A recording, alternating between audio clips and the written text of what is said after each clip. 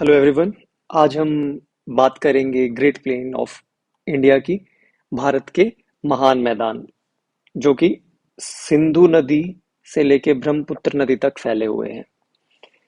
ये जो lecture series है ये हमारे फिजियोग्राफिक डिविजन्स ऑफ इंडिया का ही पार्ट है। लास्ट पार्ट में हमने हिमालयाज के बारे में पढ़ा था और आज हम पढ़ रहे हैं great plain of India. So as we know, हमारे पास अभी स्क्रीन पर एक टेरेन मैप है। खासकर यहाँ पर सब हम एलिवेशन को ही देख पा रहे हैं। तो एज वी नो कि रिवर्स यहाँ से ओरिजिनेट होती हैं और लो लाइंग एरियाज में बहती हैं, राइट। अब ये रिवर्स अपने साथ में बहुत सारे सेडिमेंट्स लेके आती हैं और इन्हीं सेडिमेंट्स के डिपोजिशन से हमारे पास प्लेन्स यानी समतल मैदान का निर्माण होता है। और आज हम भारत के विशाल जो मैदान है, नदियों द्वारा लाए गए जलोढ़ से बने हुए मैदान है, उनका जिक्र हम यहाँ पर इस वीडियो में करेंगे और उनके बारे में समझेंगे। सो दोनों तरफ हाई एलिवेशन, अगर इस चीज को हम इमेज के थ्रू देखें तो एक तरफ हमारा सदर्न इंडिया या सेंट्रल इंडिया जो ये ऊंचे हुए भाग हैं, दूसरी तरफ हमारे हिमालयास। तो जो बीच का हमारा पार्ट है, ये सेडिमेंटेशन की वजह से क्या होता है, यहाँ पे नदियां इस अपने साथ लाए गए जलोढ़ को इकट्ठा करती हैं और ये लगभग लगभग एक समतल कवर बन जाता है जिसे हम कहते हैं ग्रेट प्लेन या फिर कोई मैदानी भाग। मैदान उसी भाग को कहा जाता है जो उबड़ खाबड़ ना हो। यहाँ पर हमें उबड़ खाबड़ नजर आ रहा है, यहाँ पे उबड़ खाबड़ नजर आ रहा है। सिर्फ ये जो सेंट्रल पार्ट है हमारे पास, ये क्या है, समतल है। इसी वजह से ये मैदानी भाग है। तो ग्रेट प्लेन्स ऑफ इंडिया क्या है, रिजल्ट है किस चीज का, जो रिवर्स लोअर रीजन में बहती हैं हिमालयाज या पेनिसुलर इंडिया के बीच में। और इसका जो एक्सटेंट है ये आपका इंडस से लेके ब्रह्मपुत्र तक है। अभी हम सबसे पहले बात करते हैं उनके डिवीजन की based on the physical aspect. यूं अगर देखा जाए, हमारे जैसे हिमालयाज के रीजनल डिवीजन्स हैं, फिजिकल डिवीजन्स हैं, इसी तरीके से प्लेन्स के भी हमारे क्या है, physical as well as regional divisions हैं। सबसे पहले हम फिजिकल डिवीजन्स को या फिजिकल एस्पेक्ट के हिसाब से जो ग्रेट प्लेन को वर्गीकृत किया गया है उसको यहाँ पर हम समझने का प्रयास करते हैं। तो देखिए, 5 तरीके से हम अपने ग्रेट प्लेन्स को क्या कर सकते हैं, डिवाइड कर सकते हैं। सबसे पहले आते हैं भाबर, उसके बाद तराई, बांगर, खादर और डेल्टा। 2 इमेज आप देख पा रहे हैं। सबसे पहले हम बात करते हैं यहाँ पर भाबर की। भाबर बेसिकली सबसे नॉर्दर्न मोस्ट आपके प्लेन्स हैं, यानी जस्ट फुट हिल्स के पास, आपकी शिवालिक्स के फुट हिल्स में जितना भी हमें प्लेन्स देखने को मिलते हैं वो भाबर है। उसके बाद तराई, तराई के बाद अगर आप फॉर एग्जांपल यहाँ से कोई रिवर जा रही है, इस रिवर के बिल्कुल साइड में क्या होंगे, खादर। और दूसरी तरफ जो पुरानी एलुवियल है इसे कहा जाएगा बांगर। इस डायग्राम के थ्रू हम इस चीज को समझते हैं। तो देखिए, हिमालय से रिवर्स उतर के नीचे आ रही है, ये आपके हिमालय से यहाँ से रिवर नीचे उतर के आ रही है। जब ये फुट हिल्स पे आती हैं तो इनके पास बहुत सारा लोड होता है, खास करके पेबल्स। तो ये पेबल्स को क्या करना शुरू कर देती है, यहाँ पे डिपॉजिट कर देती हैं और इन पेबल्स के नीचे ही नीचे क्या करती हैं, बहती हैं। जो ऊपर से हमें दिखता है कि नदी डिसअपियर हो गई, यहाँ पे कोई नदी नहीं है, पानी हमें चलता हुआ नजर नहीं आता। तो इस जगह पे हमें हार्ड रॉक, आप लगा लीजिए कि मोटे मोटे कंकड़ पत्थर नजर आते हैं। मिट्टी नाम मात्र होती है, तो ये एरिया हमारे लिए एग्रीकल्चर के लिए सुटेबल नहीं है।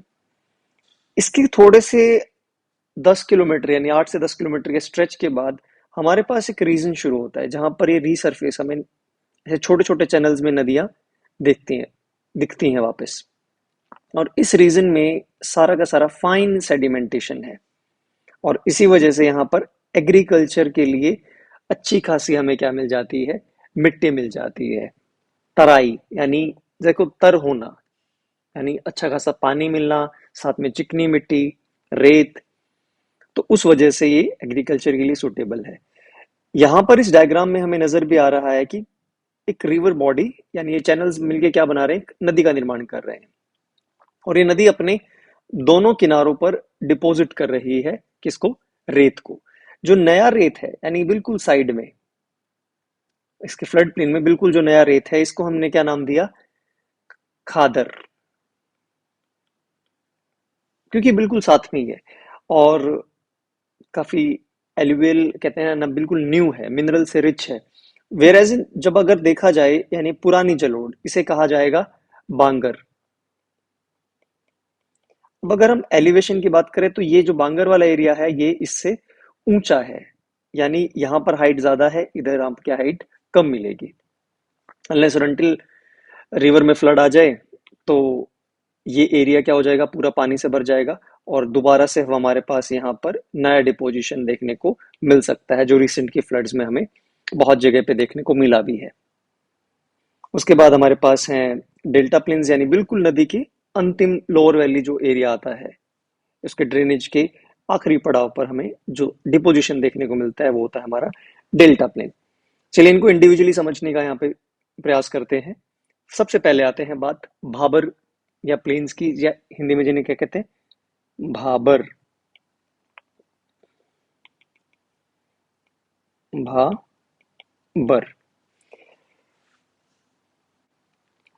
तो ये जो एरिया है ये हमारे इंडस से लेके और जो तिस्ता नदी है हमारी, ये पूरा का पूरा जो एरिया है ये यहाँ तक एग्जिस्ट करता है, फ्रॉम इंडस टू तिस्ता। इसे कहा गया है भाबर।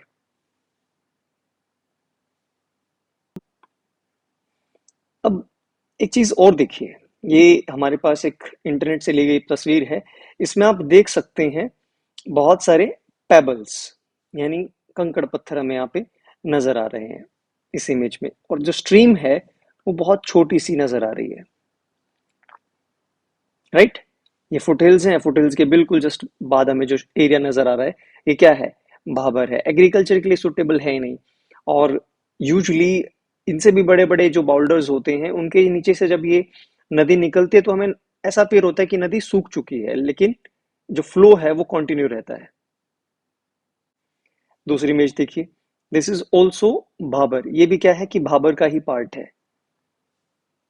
ये हमारे जो पंजाब के शिवालिक्स हैं उनसे जस्ट फुट हिल से हम नीचे उतरते हैं, वहां की इमेज है। आप देख सकते हैं बहुत सारे कंकड़ पत्थर है, मिट्टी नाम मात्र है, एग्रीकल्चर के लिए सुटेबल नहीं है ये क्षेत्र। तो बाबर के अंदर हमें बहुत सारी कंकड़ पत्थरों के अलावा क्या है कि पेड़ जो दिखते हैं वो लंबी जड़ों वाले अगर आसपास मिलेंगे, क्योंकि उन्हें स्टेबिलिटी बहुत जरूरी है, ताकि उनकी अगर छोटी जड़ें होंगी तो बहुत जल्दी से क्या हो जाएगा, गिर जाएंगी वो। ड्राई रिवर या भूमिगत जो नदियां हमें नजर आती हैं कि भूमिगत हो जाती है, बेसिकली यहाँ पर इन कंकड़ पत्थरों में नदी छुप जाती है। एनिमल्स कम देखने को मिलेंगे आपको यहाँ पे, वन्य जीव और वनस्पति भी कंपेरेटिवली आपको, यानी हमारी जो वेजिटेशन है वो भी लो नजर आएगी भाबर के अंदर। मूविंग अहेड, तराई। देखिए नाम से ही पता चल रहा है कि तर, कहते हैं ना तरबतर होना, किसी चीज से भीग जाना पूरी तरह से। तो जहां पे रीसरफेस होती है हमारी स्ट्रीम्स, उस एरिया को कहा जाता है तराई। फॉर एग्जाम्पल ये भाबर है, भाबर के जस्ट एडजेसेंट जो नया भाग होता है आपका, जहां पर ये रीसरफेस होती हैं स्ट्रीम्स, इसे कहा जाता है तराई प्रदेश। और क्ले होती है, सिल्ट होती है, बहुत छोटे पत्थर आपको यहाँ पर देखने को क्या करेंगे, मिलेंगे, फाइन पेबल्स। इमेज 1 में हम देख पा रहे हैं यहाँ पे ये पूरा का पूरा तराई वाला एरिया स्क्रीन पर हमें नजर आ रहा है। दूसरा आप देख सकते हैं कि यहाँ पे क्या है, एक स्ट्रीम भी नजर आ रही है। अब सबसे बड़ी दिक्कत यह है कि हम जो जो रिवर का फ्लड प्लेन वाला एरिया होता है उसको भी क्या करते हैं, एग्रीकल्चर के अंडर ले आते हैं, और जब बाढ़ आती है तो ये खेती जो होती है डूब जाती है, और हम कहते हैं कि हमें बहुत सारा नुकसान होता है। सो ह्यूमंस ने क्या किया है कि रिवर के जो फ्लड प्लेन्स हैं उनके ऊपर भी बहुत ज्यादा इंक्रोचमेंट कर ली है। उदाहरण के लिए देखिए चैनल्स हैं, ड्राई हमें नजर आ रहा है, और इसके आसपास का ये जो पूरा एरिया है ये एग्रीकल्चर के अंडर लेके आया गया है। अब रिवर का जो स्ट्रीम है अगर ये फ्लड आएगी तो कहाँ आएगी? इन गाँव में, इन खेतों में, राइट? सो बेसिकली रिक्लेम करती है आपका रिवर, लेकिन हमारे लोगों के लिए तो काफी ज्यादा एक तरह से नुकसानदायक चीज है व्हेन इट कम्स, जो घरों तक घुस जाती हैं, खेती का नुकसान हो जाता है। लेकिन कहीं ना कहीं we are responsible for this. तो एग्रीकल्चर के लिए एरिया सुटेबल है तराई। अब तराई में एक और बड़ा इंपॉर्टेंट कॉन्सेप्ट आता है अर्टिशियन वेल्स का। तो अर्टिशियन वेल यानी कि अगर फॉर एग्जांपल हमारे पास ये जो रीजन है ये क्या था? भाबर है, और ये जो रीजन है तराई है। अब जो रिवर्स हैं, अब जो रिवर्स हैं वो नीचे की नीचे पानी जब चलता है, ये एरिया इसके कंपेरेटिवली क्या है? लो एलिवेशन पे है। तो कई बार क्या है, आपके यहाँ पे कोई कुआं है, यानी जो पानी है ये वापस से सरफेस के ऊपर आ जाता है, और इस कुएं को या इस वेल को हम कहते हैं अर्टेशियन वेल।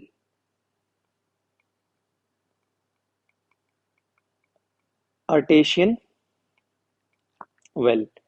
तो जो अर्टेशियन वेल है ये आपके स्पेन, पुर्तगाल, फ्रांस काफी ज्यादा देखने को हमें मिलते हैं। इसमें ऑटोमेटिकली यानी पाताल तोड़ कुएं बोला जाता है इसे, हिंदी के अंदर पाताल तोड़ कुएं ये हमें देखने को मिलती हैं। वनस्पति यानी वेजिटेशन, लाइफ, वाइल्ड लाइफ, बहुत सारी चीजें हमें यहाँ पर क्या देखने को मिलेगी। And the area is marshy, दलदली एरिया है ये आपका, क्योंकि देखिए काफी सारा पानी है, और ये पानी कहीं पे भी कई जगह पे बहुत ज्यादा खड़ा हो जाएगा, कहीं पे क्योंकि प्रॉपर हमारे पास यहाँ पे क्या है, प्लेन नहीं हुआ अभी शुरू, it's more sort of incline वाला अभी भी एरिया यहाँ पर हमें नजर आता है। तो कहीं पे आपको पानी खड़ा हुआ मिलेगा। तो कुल मिला के दलदली क्षेत्र है, चिकनी मिट्टी यहाँ पर हमें देखने को मिलती है। मूविंग अहेड, अब जो नेक्स्ट शब्द हमें नजर आ रहा है उसे कहा गया है बांगर या पुरानी जलोढ़। अब इस पिक्चर को आप देखिए स्क्रीन पर, आपको छोटे छोटे कंकड़ पत्थर नजर आ रहे होंगे। ये क्या है कि पुरानी जो हमारी जलोढ़ मिट्टी है, जो नदियों द्वारा कभी लाई गई होगी, उसका पार्ट है। यहाँ पे फर्टिलिटी कंपेयर टू खादर कम रहती है, क्योंकि ये पुरानी जलोढ़ है। बार बार एग्रीकल्चर के यूज की वजह से क्या है, इसकी फर्टिलिटी डिक्रीज हो जाती है। ओल्ड डिपॉजिट्स हैं रिवर्स और चैनल्स के।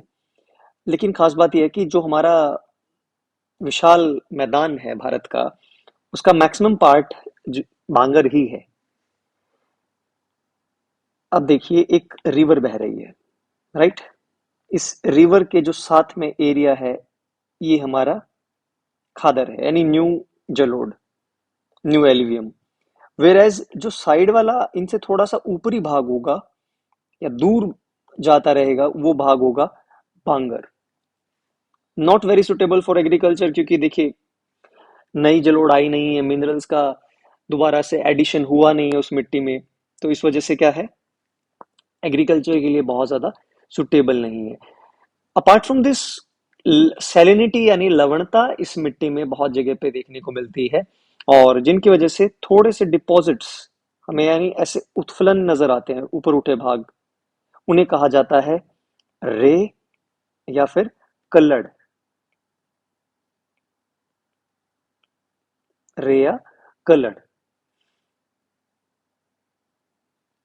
अब बांगर जो एरिया है वहां पर रिवर का जो फ्लड हमारा पास जब फ्लड आती है तभी वापस से नया एल्यूवियम ऐड होता है। अदरवाइज जो नॉर्मल फ्लो है, और खासकर ह्यूमंस ने डैम्स बनाए हुए हैं, तो वो कभी भी एड ऑन होता ही नहीं है। मूविंग अहेड, खादर, जैसा हमने बात की थी कि नई जो है न्यू एल्यूवियल मिट्टी है या नदियों द्वारा लाया गया नया एल्यूवियम है, उसे हम क्या कहते हैं? खादर कहते हैं। ये इमेज आप देखिए एक बार स्क्रीन पर, ये हमारे पास पूरा का पूरा चैनल है, और जो बीच में ये भाग है, ये यहाँ पर क्या है हमारे पास? न्यू सोइल है, दिस इज न्यू। अब ये जो नई मिट्टी है इसमें डेफिनेटली क्या है, मिनरल्स ज्यादा होंगे। लेकिन एग्रीकल्चर के अंडर देखिए आप, इस इस इमेज में एक चीज देखिए कि ये नदी गई, यहीं पर खेत भी इसी तरीके से मोड़ दिए गए हैं, यानी रिवर बेड के अंदर ही हमने क्या क्या कर दिया, एग्रीकल्चर कर दिया, जो काफी ज्यादा क्या है, यहाँ पे आपको फर्टिलाइजर्स ऐड करने की जरूरत नहीं है, क्योंकि फर्टिलिटी काफी हाई है। आप देख सकते हैं कि यमुना रिवर और Chambal river travel with in एक बहुत खूबसूरत तस्वीर खींची है। यहाँ पर कॉन्फ्लुएंस है और इस कॉन्फ्लुएंस के साथ साथ में आप देख पा रहे हैं कि ये जो एरिया है, यहाँ पर कौन सी मिट्टी है? खादर। यानी इस एरिया को हम क्या कहेंगे? खादर प्रदेश। वेरी बेनिफिशियल फॉर एग्रीकल्चर, और पैडी, जूट, शुगर केन जैसी क्रॉप्स हमें देखने को मिलती हैं, क्योंकि इन फसलों को काफी ज्यादा पानी की जरूरत होती है। तो क्ले कंटेंट क्या करता है? इस मॉइस्चर को रिटेन करने में यहाँ पर हेल्प करता है। और खादर को पंजाब में बेट कहा जाता है। बेट। और चीका मिट्टी, यानी चीका जो कंटेंट है वो हमें देखने को ज्यादा मिलता है। Apart from this, Uttar Pradesh, Bihar, Jharkhand के एरियाज में भी कुछ आपको खादर देखने को मिलेगी। अपार्ट फ्रॉम दिस, अगर हिंदी में बात करें तो इसे कछारी प्रदेश के नाम से भी जाना जाता है। लगभग लगभग हर दूसरे साल, हर साल यहाँ पर एक न्यू लेयर जलोढ़ मिट्टी की एड ऑन होती रहती है, यानी जुड़ती रहती है। अंत में बात करते हैं डेल्टाई प्लेन्स की। ये सबसे लास्ट अगर देखा जाए किसी रिवर के कोर्स में, ये रिवर का कोर्स है, तो जो सबसे लोवेस्ट पार्ट आता है इसे क्या कहेंगे हम? Delta area. यहां तक रिवर बहुत ज्यादा सेडिमेंट्स इकट्ठा कर लेती है और वो अपने कोर्स के अंदर, यानी खुद के अंदर ही डिपॉजिट्स करना शुरू कर देती है, और छोटे छोटे चैनल्स में क्या करती है? बट जाती है। Rather than one single river, ये छोटे छोटे चैनल्स में इस तरह से आपकी रिवर बढ़ जाती है।